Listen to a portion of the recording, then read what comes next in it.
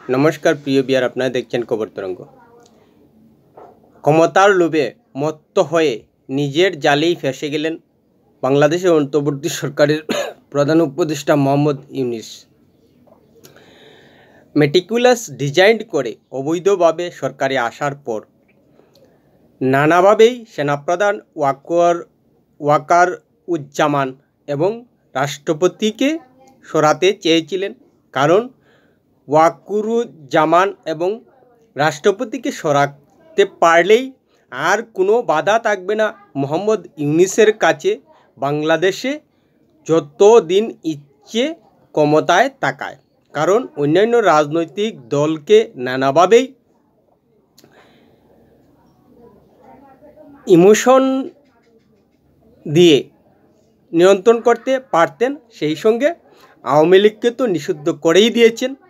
তাই এবার সেনাপ্রধানের বিরুদ্ধে এবং রাষ্ট্রপতির বিরুদ্ধে মরিয়া হয়ে লেগেছিলেন মোহাম্মদ ইউনূস, কিন্তু পাল্টা এবার সেনাপ্রধান বলে দিয়েছেন যে ডিসেম্বরের মধ্যে নির্বাচন করতে হবে। সেই সঙ্গে বর্তমানে বাংলাদেশে একমাত্র গণতান্ত্রিক দল যদি থেকে থাকে, বিএনপিও চাপ দিচ্ছে ডিসেম্বরের মধ্যেই নির্বাচন অনুষ্ঠিত করার। যদিও মোহাম্মদ ইউনূস এবং তার পক্ষের নেতারা বলছেন 3 মাস পরে 6 মাস পরে, অর্থাৎ ডিসেম্বরকে এড়িয়ে তারা আরও দীর্ঘ করতে চাইছেন। অর্থাৎ পরোক্ষভাবে মোহাম্মদ ইউনূসকে আরও 6 মাস বাড়িয়ে সরকারে থাকার ব্যবস্থার চেষ্টা করছেন, যাতে এই 6 মাসকে আরও 6 মাস করে বাড়িয়ে অনন্তকাল পর্যন্ত নিয়ে যেতে পারেন, যতদিন পর্যন্ত মোহাম্মদ ইউনূসের আয়ু রয়েছে। প্রিয় বিয়ার, ভিডিওটি ভালো লাগলে সাবস্ক্রাইব করবেন, এতে আপনার ক্ষতি হবে না, কিন্তু আমাদের উপকার করে দেবেন। প্রশংসা করতে হয় বাংলাদেশের সেনাপ্রধান ওয়াকারুজ্জামানকে। যদি তার মানসিকতা পাকিস্তানের সেনাপ্রধানের মতো হতো, তাহলে এতদিনে বাংলাদেশে সেনা শাসন শুরু হয়ে যেত। কিন্তু বাংলাদেশের সেনাপ্রধান ওয়াকারুজ্জামান গণতন্ত্রে বিশ্বাসী, যার কারণে মেটিকুলাস ডিজাইনে অবৈধভাবে মোহাম্মদ ইউনূস সরকারে এলেও সেই সরকারকে ফেলে দেওয়ার মতো সুযোগ থাকা সত্ত্বেও তিনি কিন্তু সেনার শাসন বাংলাদেশে চালু করার চেষ্টা করেননি, বরং তিনি ডিসেম্বরের মধ্যে চূড়ান্ত ডেট দিয়ে বলেছেন যে যে কোনো অবস্থায় বাংলাদেশের নির্বাচন হোক, নির্বাচনের মাধ্যমে সরকার প্রতিষ্ঠিত হোক এবং সেনাপ্রধান অবশ্যই অভিভাবকহীন রয়েছে। কারণ নির্বাচিত সরকার না থাকলে কোনো অবস্থায় বাংলাদেশের সেনা নিরাপদ বোধ করছে না, অভিভাবকত্বের আওতায় থাকছে না। একেবারে যথার্থই বলেছেন, কারণ মোহাম্মদ ইউনূস এবং তার সাঙ্গপাঙ্গরা যতই বলুক যে সেটা জনগণের পছন্দের সরকার, কিন্তু জনগণের নির্বাচিত সরকার নয়, সেটা কিন্তু মেনে নিতে হবে মোহাম্মদ ইউনূস এবং তার সাঙ্গপাঙ্গদের। কারণ যদি তাদের সত্যিকার অর্থেই জনগণের প্রতি ভরসা থেকে থাকে, জনগণের পছন্দের সরকার হয়ে থাকে, তাহলে তারা নির্বাচনে যাচ্ছেন না কেন? কোথায় জুনে নির্বাচনে যাওয়ার কথা, কিন্তু ডিসেম্বর চলে গেল, এবার আরেক জুন চলে আসছে, কিন্তু এখনও নির্বাচনের নামগন্ধই নিচ্ছে না ইউনূস সরকার এবং তার সাঙ্গপাঙ্গরা। আসলে তারা জানে ভালো করে যে যদি নির্বাচনে তারা যায়, তাহলে বাংলাদেশের মানুষ তাদেরকে নির্বাচিত করে সরকারে প্রতিষ্ঠিত করবে না। তাই তারা যেন তেন প্রকারেই হোক না কেন, বর্তমানে যে দুটি বাধা রয়েছে, সেনাপ্রধান এবং রাষ্ট্রপতি, সেই দুটি পদকে সরাতে চাইছে মোহাম্মদ ইউনূস, যাতে আর কোনো বাধা থাকে না তাদের উপর চাপ সৃষ্টি করার। অর্থাৎ সেনাপ্রধান ওয়াকারুজ্জামানকে অপসারিত করার পর নিজের পছন্দের ব্যক্তিকে সেনাপ্রধানে বসাতে পারলে আর কোনো বাধা থাকবে না নির্বাচন অনুষ্ঠিত করা না করা নিয়ে। তাই এই ধরনের পদক্ষেপ নিয়েছেন, কিন্তু সেনাপ্রধান এবার কঠোর অবস্থান নিয়েছেন এবং বলে দিয়েছেন যে ডিসেম্বরের মধ্যে নির্বাচন অনুষ্ঠিত করতে হবে, না হলে যে একটা হ্যাস্তন্যস্ত হবে সেটা পরিষ্কার করে দিয়েছেন আকার ইঙ্গিতে। সেই সঙ্গে বিএনপিও জোর দিয়েছে ডিসেম্বরের মধ্যে। বিশেষ করে বিএনপির অন্যতম নেতা তারেক রহমান পরিষ্কার বলে দিয়েছেন যে ডিসেম্বরের মধ্যে নির্বাচন অনুষ্ঠিত করতে হবে মোহাম্মদ ইউনূসকে।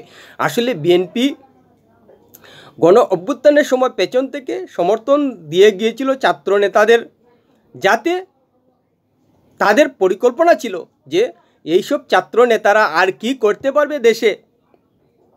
স্বাভাবিকভাবেই আওয়ামী লীগ দুর্বল হয়ে গেলে বিএনপি একমাত্র বড় রাজনৈতিক দল থাকবে বাংলাদেশে এবং তারা ক্ষমতার স্বাদ উপভোগ করতে পারবে। কিন্তু উল্টো হয়ে গেছে, তারা বুঝতেই পারেনি যে ছাত্র নেতারাও কিন্তু সারা দেশে একটা বড় আন্দোলন তৈরি করেছে নিশ্চিতভাবেই পরিকল্পনা করে, এবং দেশে যে শাসন ক্ষমতায় এসে তারা কিভাবে পরিচালনা করবে নিশ্চিতভাবেই সেই পরিকল্পনা ছিল। যার কারণেই মোহাম্মদ ইউনূসকে সামনে রেখে তারা ক্ষমতার স্বাদ উপভোগ করতে পারছে, এবং এটা যে তারা হারাতে চায় না সেটা প্রমাণ হয়ে গেছে মোহাম্মদ ইউনূসের লাগাতার একের পর এক নির্বাচনী ডেট ধীরে ধীরে দীর্ঘ করা এবং নির্বাচনের দিন নিয়ে কোনো ধরনের সুনির্দিষ্ট দিন ধার্য না করার মাধ্যমে। অর্থাৎ এখন যেভাবে চলছে সেভাবেই চলুক মোহাম্মদ ইউনূসের নেতৃত্বে, এবং ধীরে ধীরে ছাত্র নেতারা পরিপক্ক হয়ে উঠবেন শাসনের ক্ষেত্রে। এইটাই পরিকল্পনা, যা বিএনপির স্বপ্নকে বানচাল করে দিয়েছে। যার কারণে বিএনপি বুঝতে পারছে বর্তমান অবস্থায় চলতে থাকলে কোনো অবস্থায় বিএনপির আর ক্ষমতায় আসা হবে না এবং আওয়ামী লীগ ঘুরে দাঁড়াতে পারে। কারণ যেভাবে মোহাম্মদ ইউনূস দেশটাকে শাসন করছে তাতে দেশের মানুষ অসন্তুষ্ট হয়ে গেছেন, এবং দেশের মানুষ অসন্তুষ্ট হয়ে গেলে আওয়ামী লীগ যে সেই অসন্তুষ্ট মানুষকে একত্রিত করে পুনরায় অভ্যুত্থানের সৃষ্টি করে নিজেদের জমি ফিরে পাবে সেটা বিএনপি বুঝতে পারছে। যার কারণেই বর্তমান অবস্থায় যদি আওয়ামী লীগ যেভাবে নিষিদ্ধ হয়ে রয়েছে আর এই পরিস্থিতিতে যদি নির্বাচন হয় নিশ্চিতভাবেই বিএনপি ক্ষমতার দ্বারে কাছে পৌঁছে যাবে, আর সেটার জন্যই ডিসেম্বরের মধ্যে নির্বাচন অনুষ্ঠিত করার জন্য বিএনপি জোর দিয়েছে, সেই সঙ্গে সেনাপ্রধানও জোর দিয়েছে। অর্থাৎ বলা যায় যে এবার একটা হেস্তনেস্ত হবেই। মোহাম্মদ ইউনূস ক্ষমতার লোভে মত্ত হয়ে অনন্তকাল ক্ষমতার যে স্বপ্ন দেখছিলেন তা আর বাস্তবায়ন হবে না। কারণ এমনিতেই কতদিন বাংলাদেশের রাজনীতিতে সরকার প্রধান হিসেবে থাকবেন কি থাকবেন না তার কোনো গ্যারেন্টি নেই একদিনেরও। সেই জায়গায় দাঁড়িয়ে তিনি পাকিস্তানের সঙ্গে সখ্যতা করতে উঠে পড়ে লেগেছেন, আবার ভারতের সঙ্গে শত্রুতা করতে লেগে পড়েছেন। পাকিস্তানের সঙ্গে সখ্যতা করা মানেই ভারতের সঙ্গে শত্রুতা, সেই সঙ্গে পড়ুককে ভারতের 7 সিস্টার কে নেওয়ার হুমকিও দিচ্ছেন। তাই ভারতও কঠোর অবস্থান ধীরে ধীরে নেওয়া শুরু করেছে, এবং বাংলাদেশে যে তার প্রভাব পড়ছে এবং বাংলাদেশের মানুষ যে তার ফল ভোগ করছেন, এবং মোহাম্মদ ইউনূসের প্রতি ধীরে ধীরে যে অসন্তুষ্ট হচ্ছেন বাংলাদেশের মানুষ তা পরিষ্কার বুঝতে পারছেন মোহাম্মদ ইউনূস। যার কারণেই উঠে পড়ে লেগেছেন সেনাপ্রধান ওয়াকারুজ্জামানকে সরাতে এবং রাষ্ট্রপতিকে সরাতে। কিন্তু এখানেই প্রশ্নটা আসছে যে নিউটনের গতিসূত্র নিয়ে। কারণ মোহাম্মদ ইউনূস সেনাপ্রধানের বিরুদ্ধে লেগেছেন, রাষ্ট্রপতির বিরুদ্ধে লেগেছেন, এবার তারা কি ছেড়ে দেবেন মোহাম্মদ ইউনূসকে? নিশ্চিতভাবেই ছেড়ে দেবেন না। তাই সেনাপ্রধান নিজের ক্ষমতা জাহির করেই পরিষ্কার বার্তা দিয়ে দিলে, বরং বলা যায় সেনাপ্রধান এখনও পর্যন্ত একেবারে সঠিক অবস্থানে রয়েছেন। তিনি সেনা শাসনের দিকে যাচ্ছেন না, বরং বলছেন যে গণতান্ত্রিক প্রক্রিয়ায় দেশে নির্বাচন হোক এবং নির্বাচিত সরকার ঢাকায় প্রতিষ্ঠিত হোক। কারণ ওয়াকারুজ্জামান জানেন যে সেনা শাসন হলে যে দেশে একটা অস্থিরতা সৃষ্টি হয় এবং সেনাপ্রধান হিসেবে যে তার জীবনের একটা নিরাপত্তার ঝুঁকি থেকে যায় সেটা বুঝতে পারছেন। যার কারণেই কোনো অবস্থায় যাতে অবসর জীবনের পর তার জীবনের কোনো ঝুঁকি না থাকে সেই কারণেই সেনা শাসনের মতো পরিকল্পনা ওয়াকারুজ্জামান করছেন না।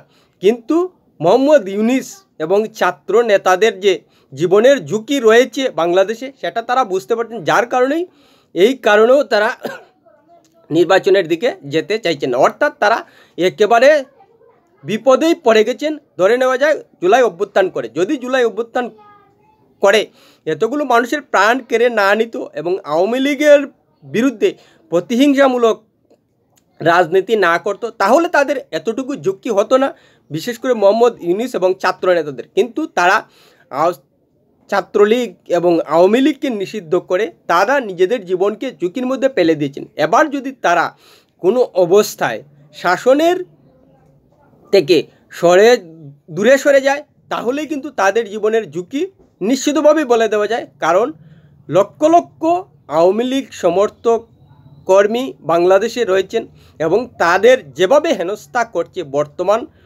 ইউনূস সরকার, তা কিন্তু তারা প্রতিহিংসার রাজনীতি বলেই ধরে নিয়েছে। তাই তারা যে পাল্টা ছাত্র নেতাদের এবং মোহাম্মদ ইউনূসকে ছেড়ে কথা বলবেন না, সেটা বলাই যায়।